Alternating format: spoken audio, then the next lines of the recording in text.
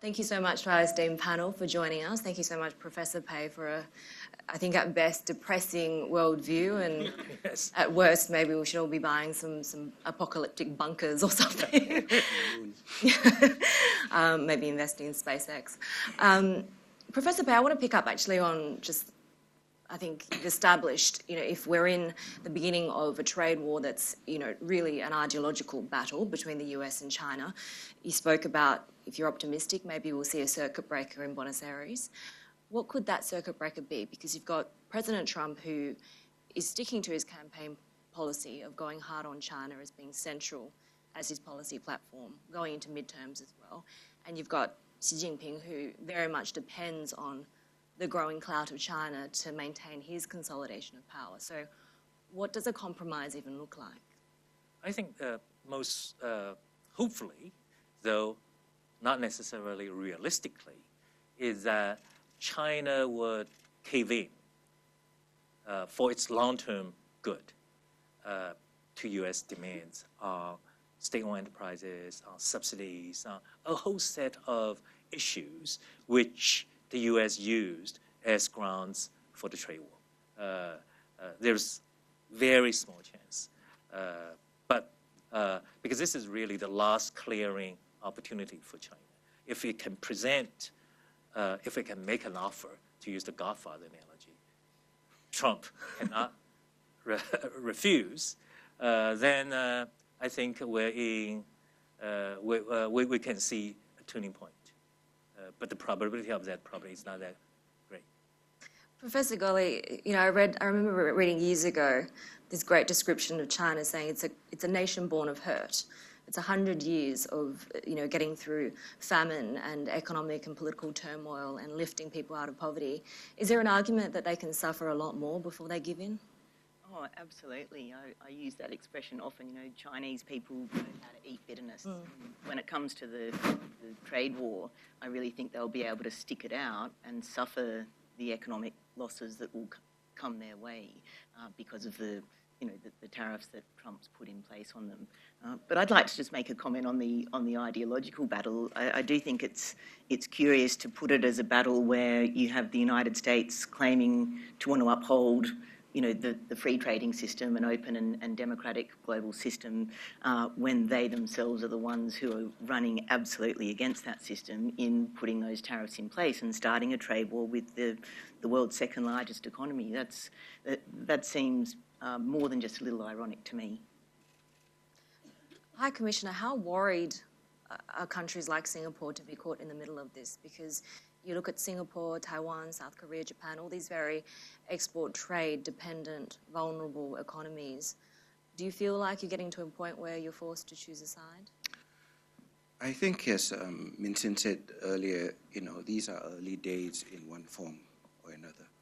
And the value of having conversations like this in safe spaces is that you know what you're trying to avoid. I think pragmatists like Australia and Singapore have worked in multiple fora, you name it, APEC, MICTA, G20, 872, whatever you call them. The objective is to forge a positive agenda amidst all the potential crises or the potential downside. We do not deny the plausibility of all scenarios, but I think it behooves us, and we're diplomatically bound to do this by profession, to create that positive agenda, to create a space. And this is what the rules-based agendas are about. This is what TPP-11 is about. We're still pursuing RCEP. There are various vehicles for which you provide a space, a forum for competing forces to hear and understand both concerns and aspirations. Competition is undeniable, but conflict can be prevented. Richard, I want to get your views on what these Southeast Asian middle powers, if you will, do to respond to this growing strategic conflict or competition between the US and China, or what Professor Pei was calling fence sitters in this part of the world. Desperate fence sitters, I think was his phrase. Look, I think regional states understand that as China grows, it's inevitably going to play a stronger and more influential role. in the Indo-Pacific. They want good relations with Beijing, and understandably they want to find their own opportunities in China's remarkable economic growth story. At the same time, most, if not all of them, also want to see a strong continuing American economic and security commitment and presence in the region. I agree with Minxin that some of the smaller and middle powers in the region lean to one side or to the other a bit more than others. But all of them juggle both relations. It's hard, and it's getting hard, and they make small choices all the time. But they don't want to have to make one single big binary choice between Washington and Beijing. Rather, what they want is to find the space to stay in the middle and to prosecute their own interests. I think it's still possible for them to do that. Encouraging a multipolar region helps them do that. Clearly, they see the power imbalances in their relationships between the two big powers, the United States and China. But in my experience, in their own way, they're also pretty clear-eyed about protecting their own independence and sovereignty, and they find ways of doing so, including through the amplifying power of regional forums, such as the ASEAN-centred bodies that Fook Seng mentioned. Should some of the countries potentially caught in the middle, like Australia, be having a harder think about whether, you know, the natural inclination is to respect these traditional allegiances? But we know President Trump has no qualms about tearing up that playbook. Is the US a country that we can still rely on, or should we really be practical, pragmatic, and look at the economic trading relationship and dependency on China? Well, yes, we can rely on America, and yes, Australia is pragmatic. And the Prime Minister will talk about that this afternoon, and I'm sure many of you have seen the preview of some of his remarks in the morning press. Both the Chinese relationship and the American relationship are incredibly important to us. They are different types of relationships. America is our ally, and that alliance relationship will remain strong and very important to Australia's national security, as the Prime Minister made clear in today's papers. We have a very important economic relationship with America. We share values, and we share a similar outlook on how the region should operate. We don't agree on all things. We have a different perspective at the moment on trade. Again, the Prime Minister will have more to say about that. At the same time, our comprehensive strategic partnership with China is very important for Australia. The government is strongly committed to it and to strengthening it. Our economic relationship is vital to Australia's prosperity. It supports many jobs and Australia's economy. And our people-to-people links are growing. We have some differences from time to time with China, but it's important that, as we do, we seek to manage those respectfully and in a way that does not overshadow the many positives in the relationship. Prime Minister recognised this morning in his remarks that we're entering a period, as Minxin said, of a more strategically contested era. He recognised that would be testing, but that we should be confident about our ability to navigate it. And of course, the starting point is that we are our own country, and that our national interests are distinct, and that they should be prosecuted accordingly. Jane, you know, I know that you've written before that we need to be realistic as to what we expect China to be, right? And I think maybe that Davos speech that she gave kind of gave a lot of people perhaps some naive expectations that maybe China is kind of the new liberal champion, the moving towards some sort of version of a Western liberal democracy. Has the veil been lifted this year, do you think? Well, I guess it came last year with the 19th Party Congress and Xi's announcement that he was going to incorporate his own thought on socialism with Chinese characteristics into the Chinese constitution. It did come as a surprise to a lot of people, and I really think it was pivotal, but they should have known earlier, or we could have known earlier. It was the 1980s when Deng Xiaoping first coined the term socialism with Chinese characteristics, and it is the economic system that we've been engaged with for the last 3 decades, and particularly in the 2000s. So an example of how they use that system, the going out policy that was introduced in the early 2000s to encourage Chinese enterprises to go overseas and invest in countries across the globe. They were predominantly state-owned enterprises. That's a fundamental characteristic of socialism as the Chinese see it. Look at the Australian investment landscape. I think still more than 85% of Chinese investment comes from state-owned enterprises. And we've actually worked with that just fine for the last 20 years. Reports and all sorts of analysis to try and understand, whether and how that might be detrimental to the Australian economy have time and again really found very little evidence that that's problematic. Now, that doesn't mean it won't be problematic in the future, and when you get into a contested period like we're now facing between the United States and China, and there clearly is an ideological battle that really reeks of the Cold War. It's a communist socialist ideology versus a neoliberal ideology where neither of those players are playing a game that we're particularly comfortable with here in Australia. Ambassador Lee, great to have you join us.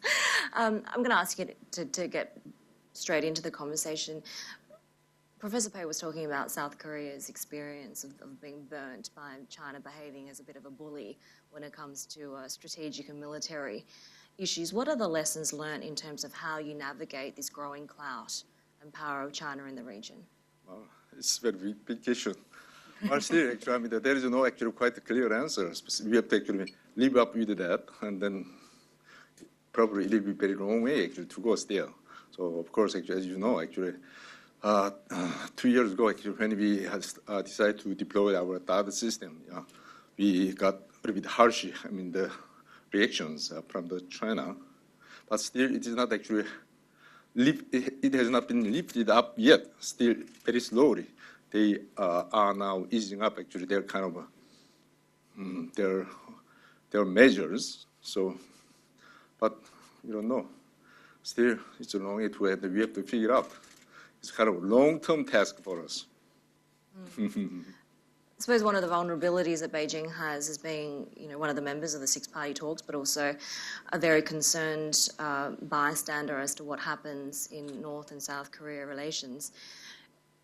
This year was probably, the biggest year that we've seen in quite some time when it comes to developments on that front. We had the big Singapore summit. What's actually happened since then? Was that just a very good PR exercise? You mean actually between Korea?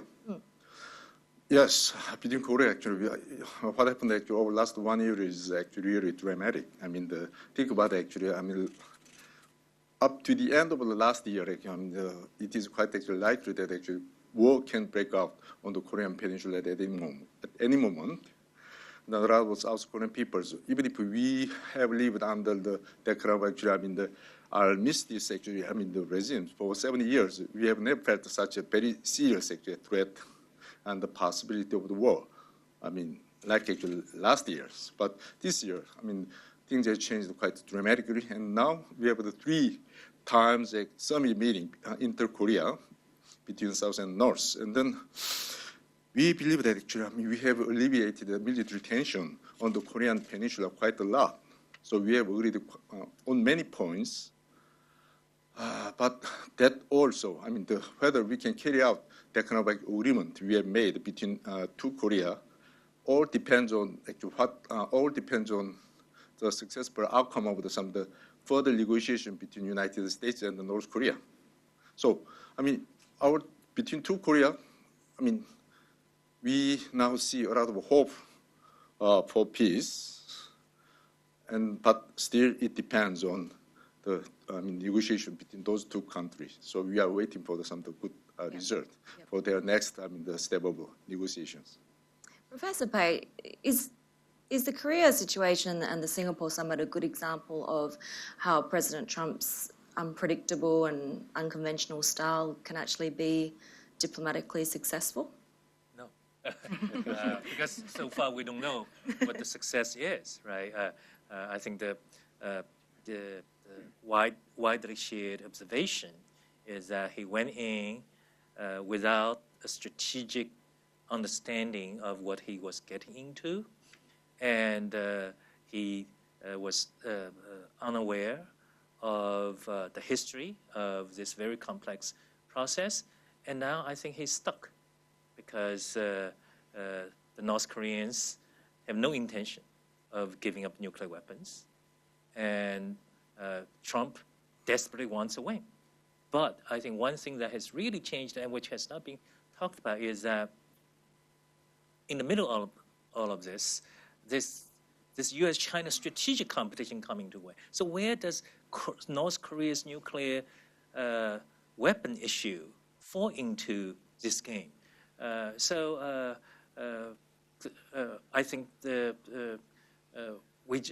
based on what's happening in Washington, I just don't think he has a game plan for extracting some face-saving outcome from this huge diplomatic investment.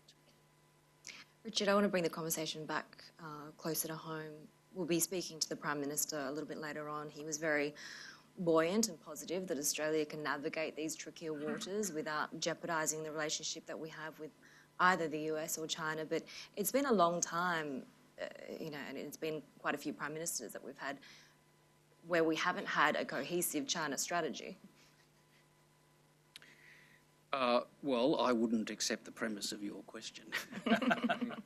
I think we have quite a clear approach and strategy for the region. I probably would say that because I had a big hand in shaping it, and it is found in last year's foreign policy white paper. And the foreign policy white paper continues to guide our approach to the region. Again, the Prime Minister will talk about this afternoon, and you're better off hearing him than me. But our approach to the region is multidimensional. We continue to encourage, as I said earlier, the strongest possible American political, economic and security engagement in the region. We view that as important to developing a balance in the region that's favourable to our interests. At the same time, we're committed to strengthening the relationship with China.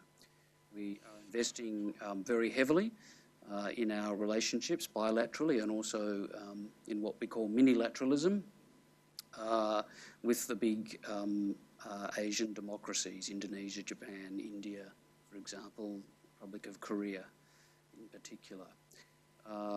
We have a very strong engagement with Southeast Asia bilaterally, but also through the ASEAN-centred regional forums and particularly the East Asian Summit. In the Southwest Pacific, as set out in the white paper, we're stepping up our effort to be an economic and security partner of the region. Each of those strands of Australian foreign policy advance important national interests in their own right. They support our security and prosperity, but they also work together to present an overall approach to the region, which we hope will make a contribution to stability and prosperity. High Commissioner, President Trump has made it very clear his preference for bilateral trade deals rather than multilateral ones. Singapore's one of the TPP-11 and hosted many rounds of painful talks to get there. Would you, welcome the US back into the TPP, or would you also welcome China if they decide that would be a strategic move? The TPP is what we call open architecture. Anyone who wants to live by the rules that we've collectively set for ourselves is welcome. So whether that's US or China or Thailand, they're all welcome.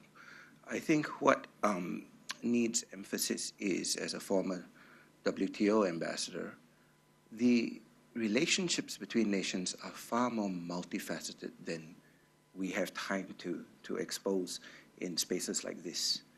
And in that space, as Richard alluded to, every sovereign nation finds a way to navigate. And if you take that premise, that's what the US is trying to do too. There are imperfections in the multilateral system. We grant that. We try to fix them.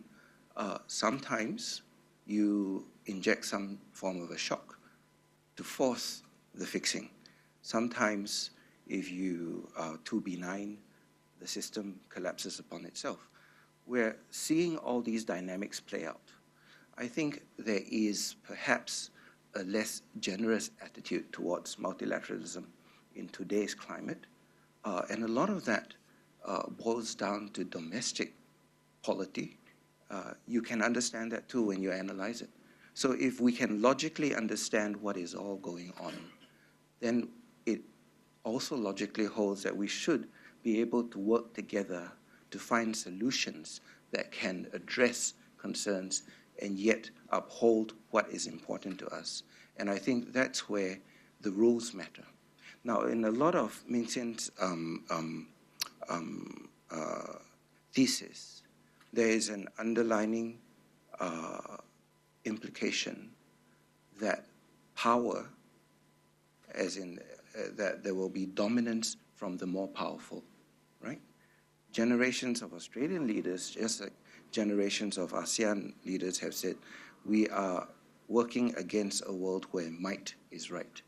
This is what we are upholding, and this is why rules based on international law are important.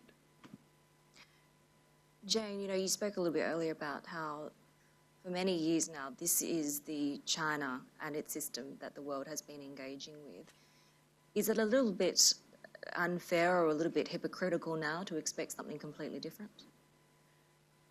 Well, I think it's not necessarily hypocritical, but it doesn't make sense to assume something different. I mean, I'd say for 20 years, people did make the assumption, both academics and all sorts of China analysts, that China would complete the transition with market reforms. It would become more like a textbook market economy, and from that would follow on political reforms that would eventually lead to democratisation. I mean, that, as it turns out, is a total pipe dream, and if you'd understood and taken a look back through 70 years of Communist Party history, you'd understand that, I think, pretty well by now. So it's certainly not what we can hope for at this stage, and Xi Jinping's really made sure of that. I mean, what does make the current situation so depressing, as Minxin described it so well, is the fact that you've got this, the two superpowers, neither of them really standing, or one of them standing their own ideological line by becoming more authoritarian, but the other one then not standing up and doing what it needs to do to protect the rules-based system.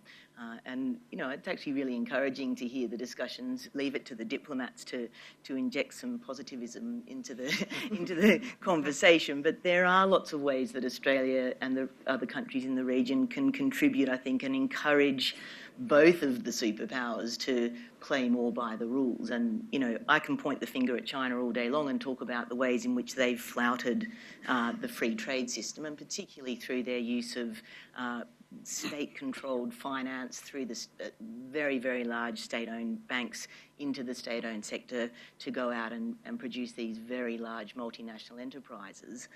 But at the same time, look at what the United States is doing. Look at all of the countries across the world. Industrial policies are being used everywhere to support often the military-industrial complex, but other sectors as well. If we're going to point the finger at China, let's also look inward and get our own houses in order. And there's another bit of optimistic, I think, thinking from an economist, is that there is plenty of opportunity here to improve the rules that are in place, to recognise that everyone across the world is failing in some regard, and to allow those rules to adapt to reflect the new reality. And the new reality, to me, and it comes really down to this question of should we push back or not, it's facing an inevitability. China, I believe, of course, crises can turn up and hit countries, and by definition we can't predict when those will be, but I've been studying the Chinese economy for 25 years. I firmly believe that they will be the largest economy in the world in my lifetime, and I don't believe there's anything we can do to stop that. And even if anyone wanted to, I mean, surely not the business community in Australia, because bringing to their knees our largest trading partner would be pretty much like shooting ourselves in the foot with a really great big bullet. I think that's a perfect time to actually bring up our audience poll, which asks that exact question: should Australia be? Thank you very much for setting that up for us.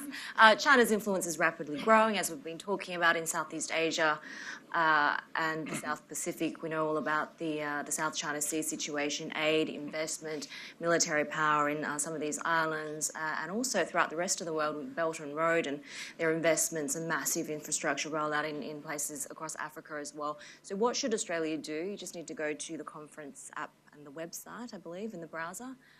Should we push back and assert our position? Not really.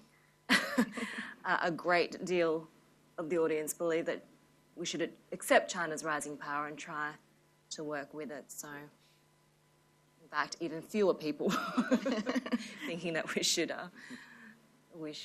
push back there. Professor Pei, you know, crystal ball gazing in 10 years' time, 20 years' time, assuming we haven't.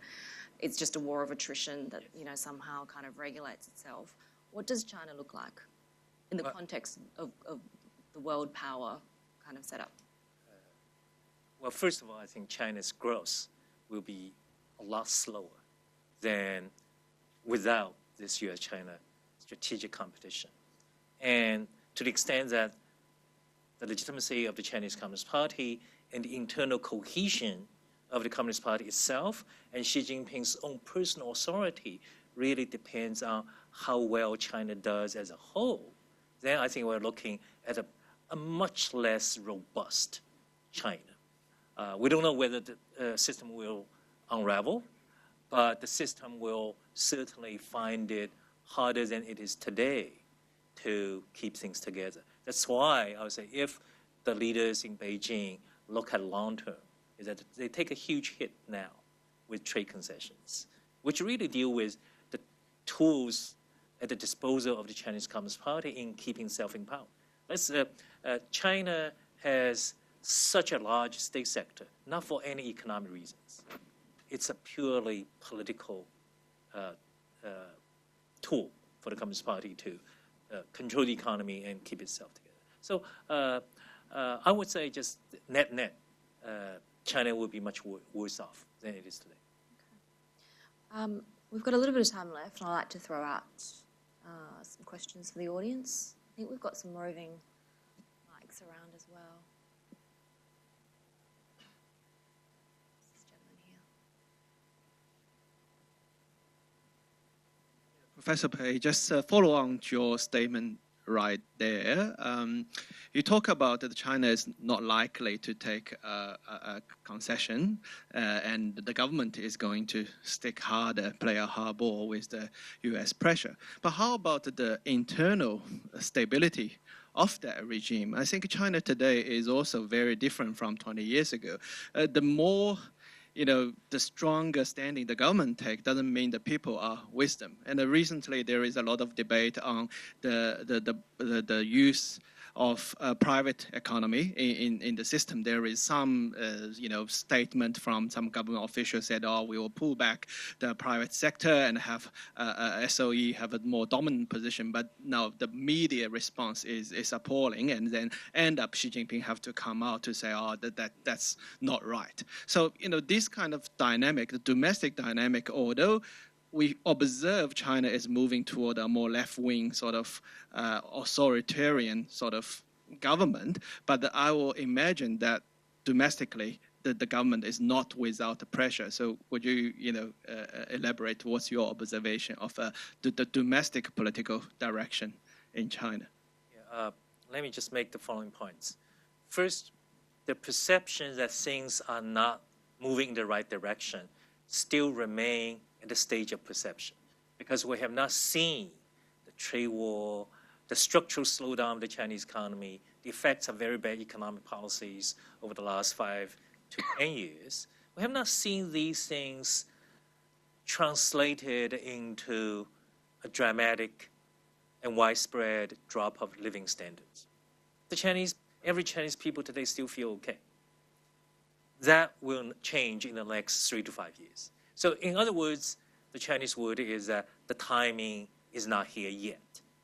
When the timing is here, it's different. So second is that there is vigorous debate within the Chinese government about what to do in response to internally loss of confidence in the government's policy, and externally growing anxiety about the future with respect to the U.S. That debate is ongoing, but we don't see how it is going to be concluded. But Chinese private entrepreneurs are not going to sit still. These are the smartest among the smartest business people in the world. They have already concluded if policy does not change, they're going to move. They're going to move with their money, with their skills, and that will only compound an already bad situation. In terms of how the government wants to keep itself in power, I think what we have seen the last 5-6 years is very disturbing, is a return to a rule based on fear. That is, the government has shown that it is willing to do a lot of things which we think probably would never happen again. But that's the tool the government has. Otherwise, it will have to give concessions. It will have to make reforms. These are much more difficult.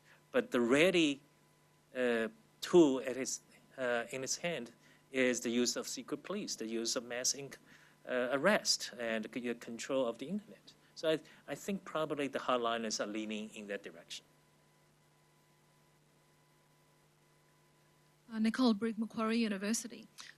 Over dinner in China last week, my hosts gave us this very simple analysis of the last 40 years of Chinese history. They said that Mao was to survive, Deng was to get rich, and Xi is to restore dignity, to bring respect back. How important is this question of face for China in helping us to understand what's going on at the moment? I don't think there's anything more important to them than face, and I think that question of respect. I mean, there's all sorts of other interpretations that you can make about China's push into the world in the last 5 years, and I'm thinking in particular about the Belt and Road Initiative. But the way I describe it, you might consider this somewhat naive, but it's an economist looking at what China's doing, and it is about trying to win friends and possibly influence people. But the most important thing to China and what they've struggled with so much is actually to win friends in the global economy. And that's not surprising when you see what they're doing at the moment, and it's what's made life so tricky. You know, this sort of, I wouldn't call it a U-turn, but there has been a tightening, that this tightening towards controlling what the people are talking about, what they're thinking about even, what's happening in Xinjiang at the moment. There are things like that suggest, that are making it really hard for other people, for other countries to want to be friendly with China. But to me, it's what really they've been striving for, and particularly Xi Jinping. All is talk about win-win, about a common destiny shared for mankind. It reflects, I think, a really deep wish for the Chinese Communist Party and for the people to be liked in the world.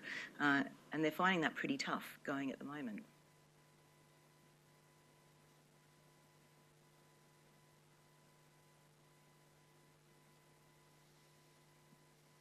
Lisa Murray from the Australian Financial Review. I just wondered, Richard, whether you could talk about the quadrilateral security dialogue and what Australia's ambition is for that to become, and perhaps whether Ambassador Lee and the High Commissioner might talk about what they think about the Quad. Well, the quadrilateral dialogue is part of that broad suite of policies that make up our approach to the Indo-Pacific. We've been working in these small groupings for a while. We've had, for example, a long-standing trilateral dialogue, which brings together Japan and the United States and Australia.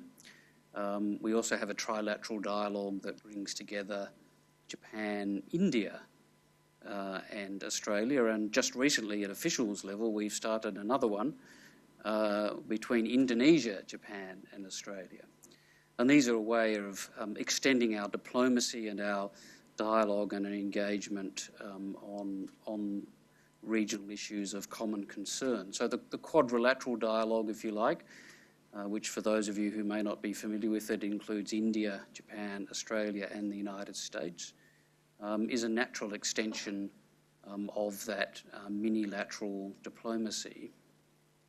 It's a dialogue mechanism that's still in very early stages of its development. It's had precisely 2 meetings, and both of those have been at the level of senior officials. I think it will continue to evolve, probably fairly slowly and carefully. But from an Australian perspective, it's an important forum. It brings together 4 major Indo-Pacific democracies. We have distinct national interests, but we also share a common outlook about the region. And it's a good forum within which we can talk about regional economic and security issues. Okay, when it comes to the Indo-Pacific, that initiative, concept, or strategy, there is actually many, talking about, the Indo-Pacific things, but still it is not very well, defined yet. But just let's look back at our, the whole world economy history. So 100 years ago, people talk about some of the Atlantic Ocean era. And then after that, actually, around 170, people start to talk about some of the Asia-Pacific era. And then after 2000, probably people talk about some of the East Asia era. And now people start to talk about Indo-Pacific era. So I think it's quite natural, actually, the shift of the world economy. The center of the world economy has been moving around, shifting around from the west toward the east. So it is quite natural, actually, at this moment. At this juncture, we talk about, the Indo-Pacific, because we can anticipate some of the much more, robust, actually, the economic growth in Southeast Asia regions. So, but when people actually talk about, Indo-Pacific, that initiative or strategy, people talk about too much about Quad. Quad is not that much, actually, just it's a consultative body, dialogue. It's not alliance against some certain country. But that aspect has been too much, brought up. So I think, when we talk about the Indo-Pacific here, we better actually, focus on regional cooperation concept. That will be much more beneficial to everybody. Just let's put aside some of the strategic and the security-oriented concept. When you have some of the APEC, Asia-Pacific, the economic cooperation, at that time nobody talked about there is some of the strategic and the security connotation. It's just the regional cooperation. Why not just the Indo-Pacific era? Then we just think about regional cooperation. It will be open to everybody. Any country can, join the Indo-Pacific regional cooperation. Then there is no quarrel about that. So that is actually my idea. Jane, go ahead. I'm just going to add something contentious to the mix there. I work at the College of Asia and the Pacific at the ANU, and I feel like I belong to the Asia-Pacific region. It's, the government over 3 decades has taught us to think that way, and it's the region that I see ourselves living in. I think this use of the term Indo-Pacific, with all respect to the government people who have been pushing it and sort of working it up, is about wishful thinking in 2 regards. One is wishing that China was no longer the centre of the region that we live in, and so let's take the focus towards Indo and think about India being the future driver of growth. And there is a huge potential for India to be that driver of growth, but it's not there now. I'm interested to hear, with the Southeast Asian economies fine, then they geographically make a little bit more sense of the term Indo-Pacific, but to me they're still in the Asian part of the world. Well, Jane, I don't see conflict between those 2 concepts. I think they are either at any point perhaps a subset or perhaps a nuancing on specific emphasis. But I think the members of the Quad have taken pains to engage ASEAN, to explain their views. And we'll be honest, there are variances. Each member is entitled to their own. But I think as Baeksoon had painted, the focus does not diminish our capability to cooperate regionally. As far as ASEAN is concerned, does it affect our centrality as a convening place for important regional conversations? No. Does it affect the regional integration and the economic cooperation that we're trying to pursue for the region and broader? So this is not just ASEAN, but RCEP, TPP, and eventually a free trade area of the Asia-Pacific. That's old terminology before. So I think every new coining of a phrase for nuance or emphasis creates some anxiety. But what we've seen in the last 18 months is the ability of all the parties to sit down and talk about it and be clear in our minds that this does not upset the apple cart, it does not hurt the regional architecture. We've always stressed that the regional architecture be open and inclusive. That means we don't, try to lock out new configurations, but we also don't, as long as we don't undermine existing dynamics which are good for the region. So this, again, works in that direction.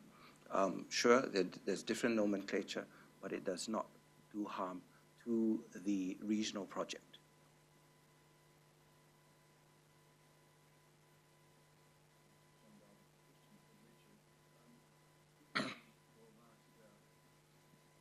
Trying to find a middle ground, perhaps between our relationship with the US and China, and the surprising comments that by Professor Pei, perhaps accurate, that South Korea is now a hedging ally. Are we in fact already a hedging ally, undeclared? We're a firm and committed ally. Hedging ally, yeah. Richard? That's it. That's it? There might be hedging behind the scenes, possibly. Absolutely. Well, Did you want so I out missed of response?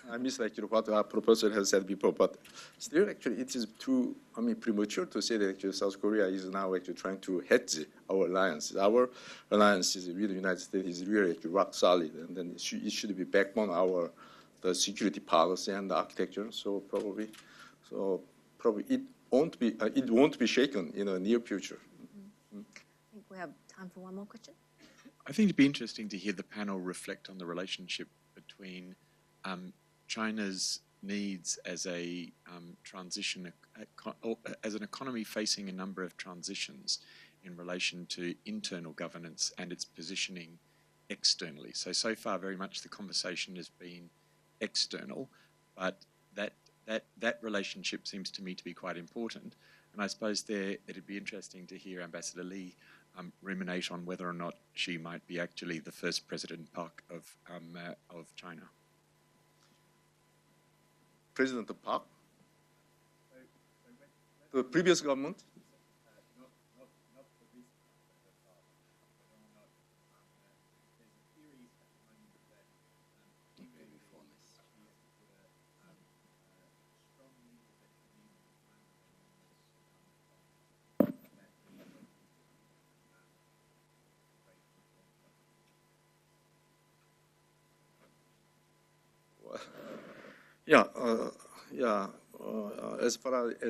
As far as I know, because the previous our Korean President, Madam Park, she tried to follow the hero of his father. His father was her role model, but I think actually she has been too much obsessed with that kind of actually role model of his father. I think that is why actually she misstepped, and then she actually failed in doing, running the government in the right way.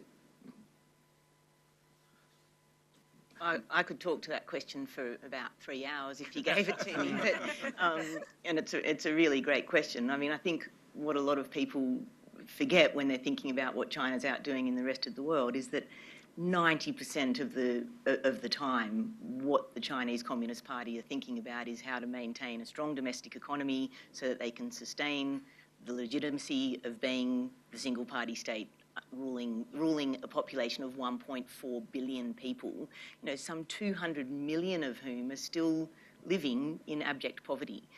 You can obviously question, as do some of those Chinese citizens, why China is then pouring trillions of dollars out into the global economy. But from the party and the government's perspective, they do see that as an extension of an internal development strategy that, you know, for the last 10 years has tried, for example, to develop the western part of the country. They use their own socialist tools to do that. They channel state funding, they channel and essentially can order state-owned enterprises to go and work out in Xinjiang and to a lesser extent Tibet. But the Belt and Road then is an extension of that, again, I'd say 90% of which is focused on what it means for the domestic economy and not actually what it means for the rest of the world.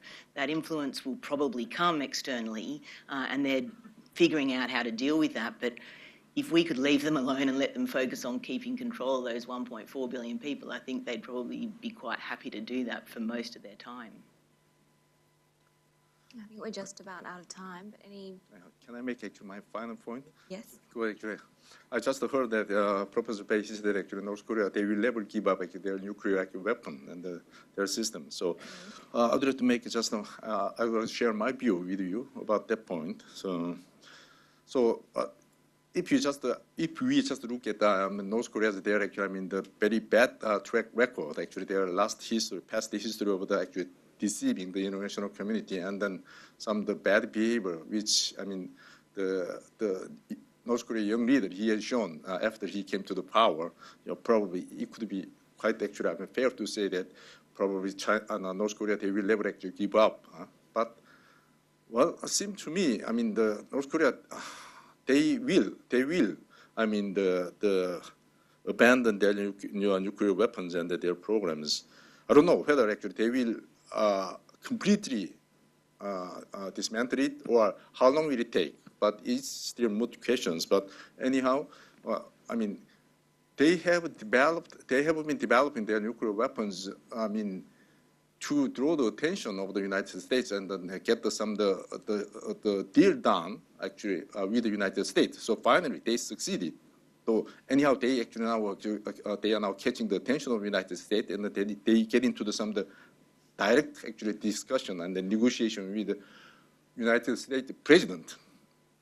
Okay, that is a very good point. That is what they actually want all the way. So in the past, in the midway, probably they will never give up. If they give up in the midway, probably they cannot get the attention of the United States. But they are now actually done the first phase of nuclear development, and then now they are getting the attention of the United States, and then they wanted to get as much as they want, and then in exchange for that, probably they will give up. So that is quite logical to them. That's my point. Professor Pei, I'm going to give you the final. On this issue, or whatever you like. Okay. Well, I think briefly on this issue is that just a simple question is that if the North Koreans, if the Kim, because we have there's a Kim dynasty, there's a North Korean communist regime, and then there's North Korea. Right? We have to make three distinctions. If the Kim dynasty and the North Korean regime are deprived of nuclear weapons, what do they have to ensure their domestic security? As a regime survivor, just pure politics would not give us any hope that this is going to be the case. No country would spend 50 years, 40 years, enormous amounts of resources, international isolation to develop this nuclear arsenal, only to hand it to Trump on a platter. Doesn't make sense. I have a feeling we could be here for a long time, but in the interest of time, I'm going to wrap it up. Let's give some thanks to our esteemed panel of speakers this morning, kicking off what's going to be an amazing day today. Thank you so much.